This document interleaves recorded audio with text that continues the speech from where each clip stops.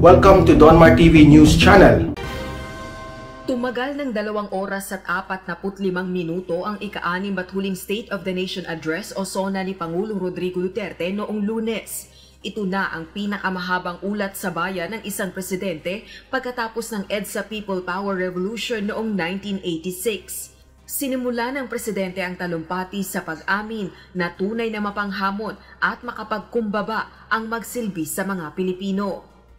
I bore no illusions that steering a nation towards a comfortable life for every Filipino would be easy. Indeed, the past 5 years have truly been challenging and humbling.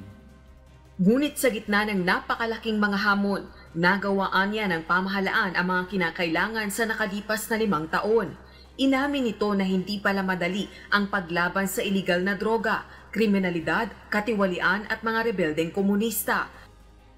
I have to admit, back when I decided to answer your call and run for higher office, never did I imagine that my presidency would not only be judged by how I made good in my campaign promises in fighting illegal drugs, criminality, corruption, but how well I led our nation during the global pandemic. Iniulat naman nito ang mga nagawang proyektong pang-infrastruktura, pagsusulong ng modernisasyon ng Armed Forces of the Philippines at Philippine National Police. Nabanggit din ang issue sa West Philippine Sea, mga panukalang batas na hinihiling niya sa Kongresong maipasa, pandemic response at iba pa. Binigyang diin naman ni Pangulong Duterte na kung meron man siyang ipinagmamalaki, ito ay hindi niya paghinto na isulong ang mga hakbang na makabubuti para sa mas nakararami. I stand here before you today bearing no conceit, but if there is one thing that I could be proud of, is that not once did I waver in doing the unpopular, even if it meant upholding the greatest good for the greatest number. Anak ng weteng, nag-trending yung salitang lockdown. Kinabahan na ako. Tapos pagtingin ko doon, spokes, announce, ECQ, laglag ako sa higaan ko. Promise na laglag ako sa higaan ko. Alam mo kasi na may kasalanan nito? Yung mga nag-rally doon sa SONA. Kayong mga nag-rally sa SONA, yan, kayo kasi. At saka yung nagsiksikan niya sa Maynila. Wala naman pong am I against lockdown? No, am I against ECQ? I'm not against. Okay? I'm just joking around. But sa totoo lang po, hindi po ako against sa lockdown. I think that's the right response right now since the Delta variant are already here in the Philippines.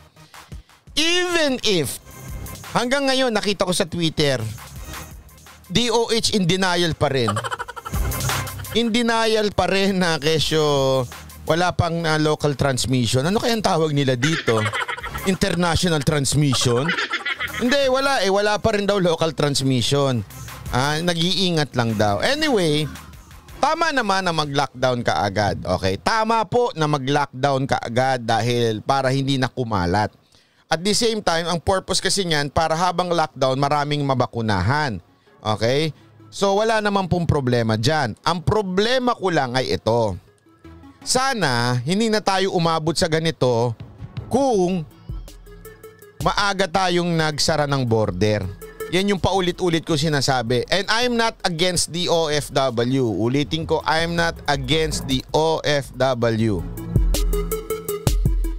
I know they're suffering also na nawalan sila ng trabaho. Pero sana, ang akin lang, sana nung isa pa lang may nakita na kaagad. Isa pa lang. Okay? Sana po ay nag-close na ang border. Ang sagot naman ng OFW, kami lang ba nagdala niyan? Hindi ko sinasabing kayo lang ang nagdala. Ang akin lang, let's just be careful sana.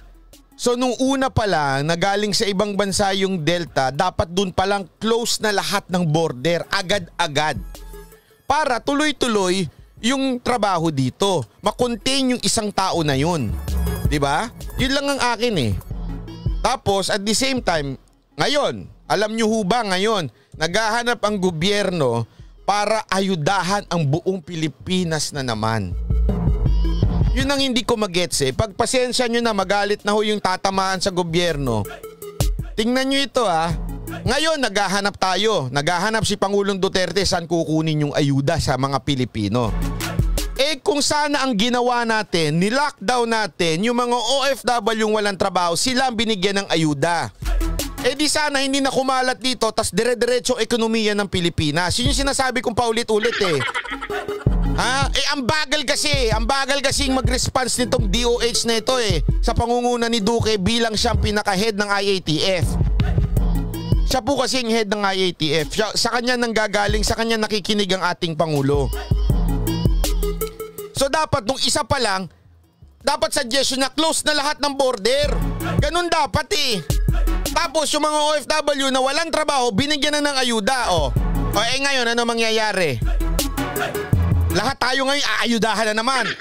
Alam nyo ba kung magkanong ayuda nga abuti na naman? Bilyon-bilyon. Quezon City pa nga lang bilyon na eh.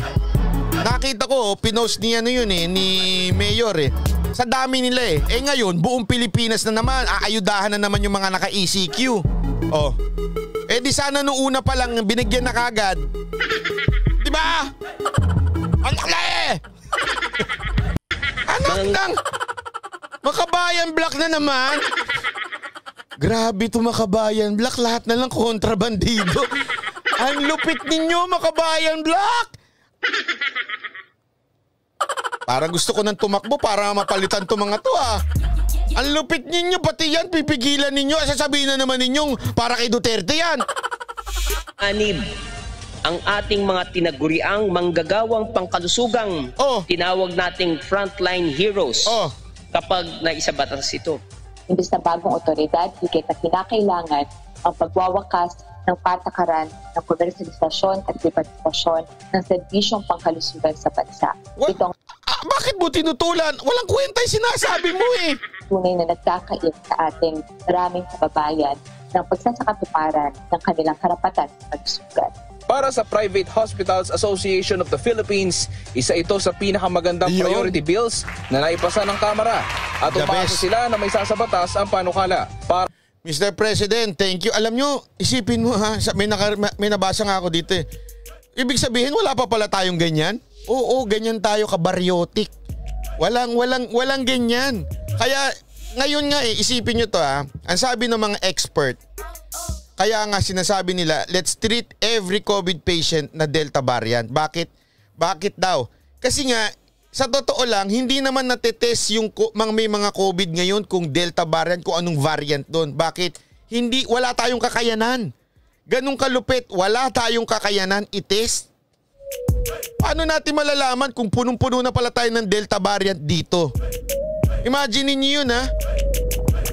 Tapos at least ngayon eh, eto naayos na di ba? Salamat naman. Naman sa isang health reform advocate kagaya ni Dr. Tony Liachon. Di ba yan yun? Ba't nyo ba kasi kinukuha yan? Di ba may sabit na nga yan, sabi ni ano? Ang mga panukalang batas na ito na pinasa ng Kamara. Pero kakailanganin nito ang pondo, training abroad, mataas na sweldo at mga may kapasidad para sa trabaho. Grabe no, grabe. Yan yung mga taong napaka-negative sa buhay. Yung may maganda nang nagawa, meron pa masasabing negative, di ba? May ganyan kayong mga asawa. Yung kahit na anong gandang ginawa mo sa bahay ninyo, may masasabi pang negative. Yung namundok ka na para makabili ka lang ng sibuyas at bawang. Tapos pag uwi mo, nagluto ka na't lahat, nagpakahirap ka. Tapos pag kakain na kayo, eto na yung pagkain mo. Sasabihin sa'yo, bakit ang baho mo? Yun ang nakita, hindi yung pagkain na masarap ang nakita. Di ba ang sama sa mga ganyang asawa? Yung ang ganda-ganda na, may makikita pa sa yung pangit. Toxic eh. Pagka ganyan, iniiwan na talaga eh. Joke lang po, joke lang. Wag ko kayo magagalit yung mga asawang ganyan. Yan yung mga tinatawag na toxic. Yung kahit anong gawin mong kagandahan, may nilinis ka sa bahay, may mapupuna ka agad. Bakit ganito tong itsura nito? Bakit ang pangit ng pintura? Pininturahan mo na, ha? Sabihin pa, amoy pintura. Aba, natural. Amoy pintura. Ano gusto mo? Amoy tae. Diba? Bakit amoy pintura dito? O, nilinis mo na, amoy pintura. Ganyan na. Ewan ko ba? Ayan yung mga every positive may nakikitang negative. Meron kayong ganyang barkada? Iwan nyo. O, barkada na, hindi asawa, ha? True, salamat po. Diba? Musot man sa Kamara, kailangan pa rin itong ipasa sa Senado. Una nang sinabi ni House Speaker Lord Alan Velasco na marami nang naipasa ang Kamara na priority bills ng Pangulo. Subalit ang ilan dito ay nakabinbin pa rin sa mataas na kapulungan. Yon! Nilagyan pa yung Senado! Nilagyan kayo! Hoy, yung mga senador! Galaw-galaw naman, baka atakin kayo sa puso! Totoo naman sinabi niya. Itong mga senador kasi, mga inaatupag. Imbestigahan natin ang mga trolls. Diba? Oh, yan tuloy, na ano kayo, nadali kayo. Oh, may bubuga din pala ito si Velasco talaga, ha? Hindi, diba? Oh. Nalagyan kayo ni Velasco, ano kayo doon, ha? Mantakin mo. Totoo naman napakagago lang ng senador. Ilang senador, hindi naman lahat, ha? Oh. Ilang senador lang naman. Mantakin mo, ang daming gustong ipasa ni Pangulong Duterte na batas. Okay? Dahil nga last year niya na to. So ito na yung mga priority bills. Yan, marami na mula pa nung noon hanggang ngayon, marami nang naipapasa. Pagdating sa Senado, binbin, wala. Nga, nasa table. Bakit? Pag-usapan natin yung troll farm. Pag-usapan natin yung fake news. Pag-usapan natin yung ganito. Pag-usapan natin yung ganyan. Diba? Kaya nga parang awa nyo naman. Parang awa nyo na. Bumoto naman kayong maayos-ayos na senador sa 2022. Hanggang ganyan ang senador natin sa 2022. Walang mangyayari sa bayan natin. Sabi ko sa inyo, tingnan mo para tayong tanga, hindi tayo makamove on. Tingnan mo, nakita mo ang daming pumirma dun sa gustong imbestigahan yung troll farm. Kung ginagawa nila, ayusin nila yung mga batas na nakabinbin sa kanila. Diba? Bakit yung troll farm? Ano mapapatunayan nyo dun? Para kayong mga siraulo, hindi nyo matanggap. Daniel Manalastas para sa Bayan.